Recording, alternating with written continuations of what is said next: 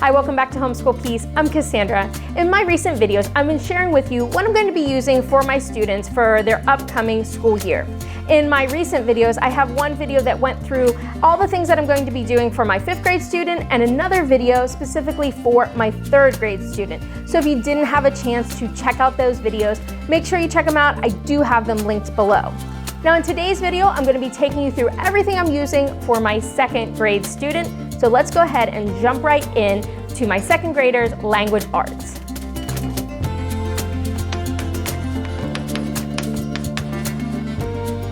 In front of me right now is all the materials that I'm going to be using with my 2nd grader for language arts. Here in our home, we use the Logic of English program for language arts, and my student is currently working in their foundations level. Now, my student started back in her, say, pre-K kindergarten level doing foundations level A, then moved to B, then to C, and now for 2nd grade, she's going to be moving to foundations level D. Now, the foundations program is designed for more that age range, starting with that pre-K kindergarten. Maybe a 2nd grade student, even maybe a 3rd, up to say a 3rd grade student would find the foundations program probably fun and engaging.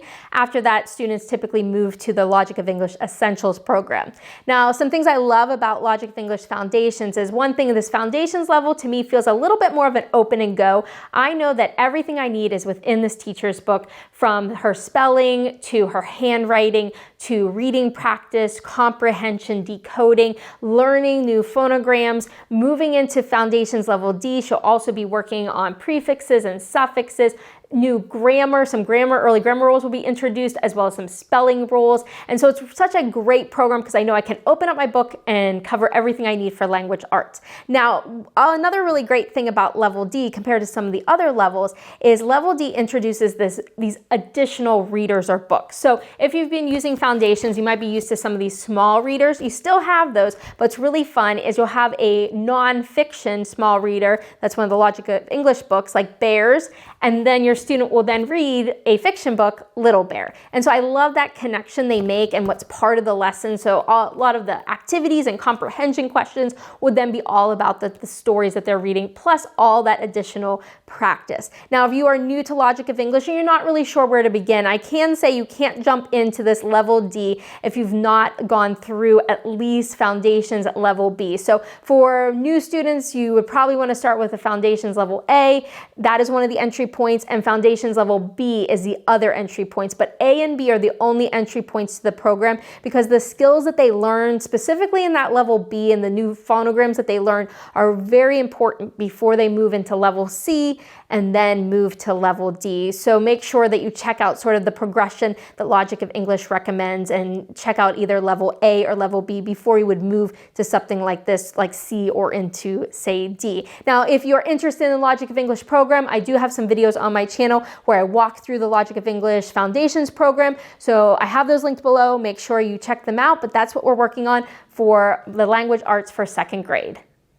Next up is math, and here in our home we use Math UC. My student has been using it from first the primer level, then the alpha level, and this year she started into beta.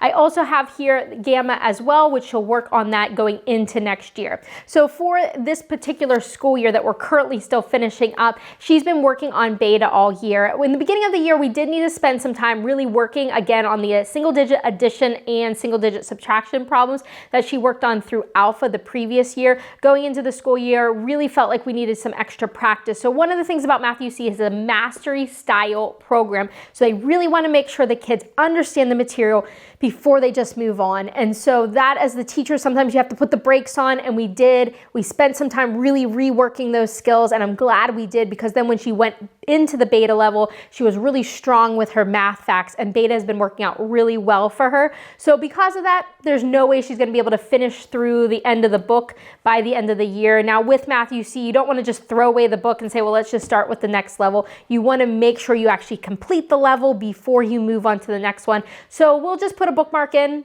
end the beta level wherever we're at the end of the year. Next year, we'll just start where we left off, probably do some review, then finish up beta, and then move into the gamma level. Now, gamma goes into multiplication. It starts first with a single-digit multiplication facts and then moves into the multiple-digit multiplication facts. I really love how they tie first that they're practicing with skip counting, and then they learn their facts as well. So it's a really great level for practicing and learning multiplication. For her, she'll probably get through some of those single-digit multiplications, actually hoping we can finish that single digit and then sort of stop there and work on the multiple digit going into the next year. But for my second grader, she sort of split between the two levels, and that's okay. That's sort of the nice thing about homeschooling. You can do what you need to do for your student, but that's what we're going to be working on for math for my second grader. For history this year, or maybe even call it social studies for second grade, my second grade student will be working on master books, My Story 2. My second grader started with master books back when she was in kindergarten and did the My Story K and then did the My Story 1, and now she's doing My Story 2 for second grade. It is a really great workbook style type of book for a second grade student, and it's really more of a social studies book than history. There's some history mixed in through all the lessons. You actually get to go through all different types of countries, learn their cultures, learn their governments, how they are, when they were first established, some facts about them. So you're basically going on a journey around the world, learning about different countries.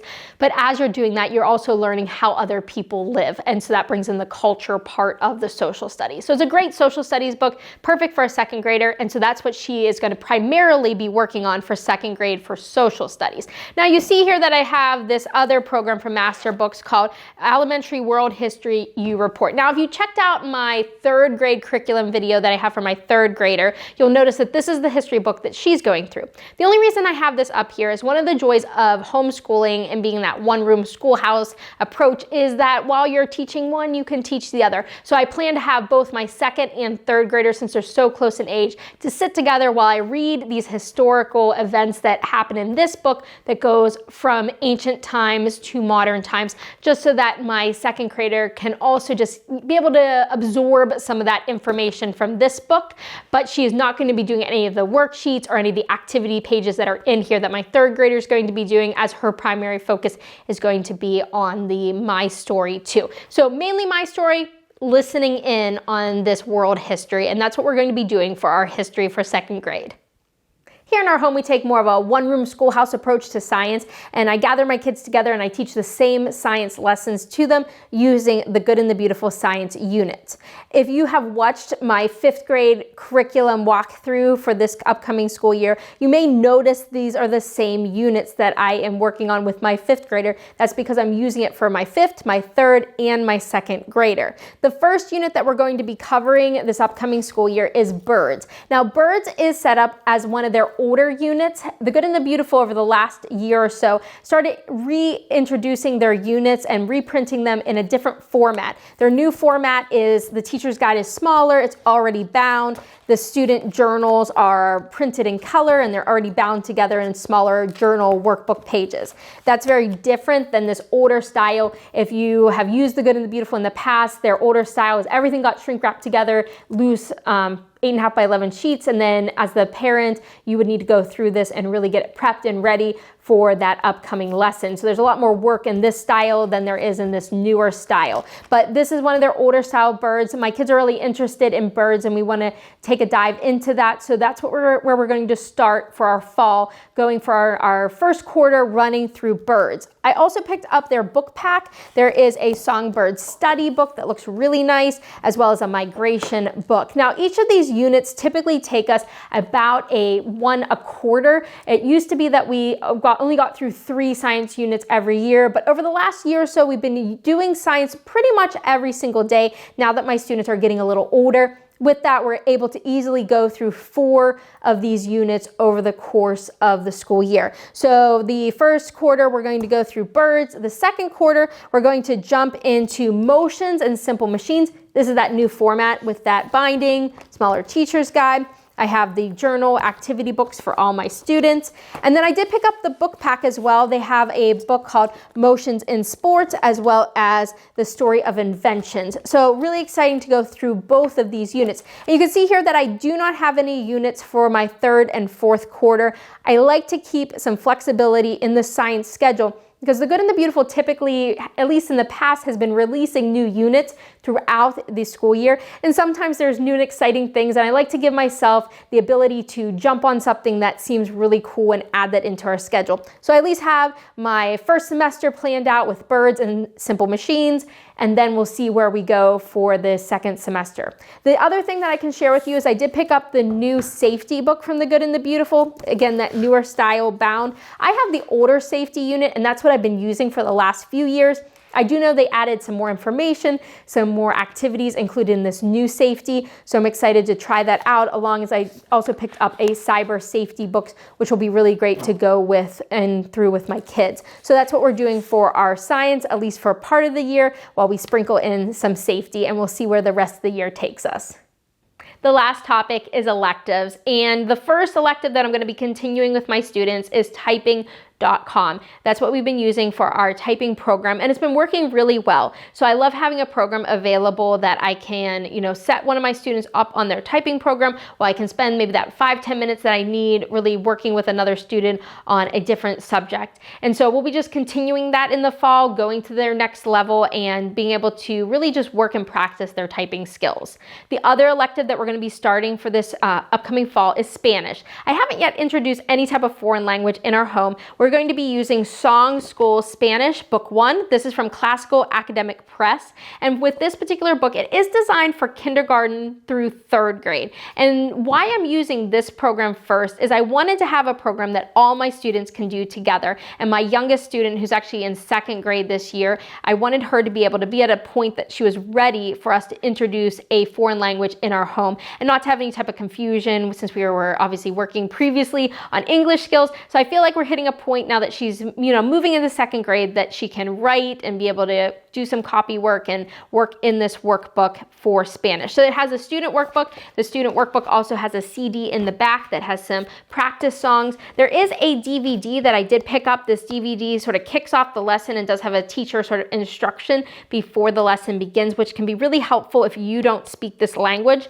as well as a teacher's book. The teacher's book gives the answers to the student pages, as well as additional activity pages. So I'm really excited to introduce Spanish to my kids this year. I hope you enjoyed going through all this material for my second grade student. And if you see things on this table that I didn't cover in today's video, I do have a video for my fifth graders material as well as my third graders material. And those are both linked below. Make sure you check those out if you haven't already. And if you do have any comments or questions, I'd love to hear from you. Just leave those below. And before you leave, don't forget to hit that like and subscribe button. And I will talk to you soon. Goodbye.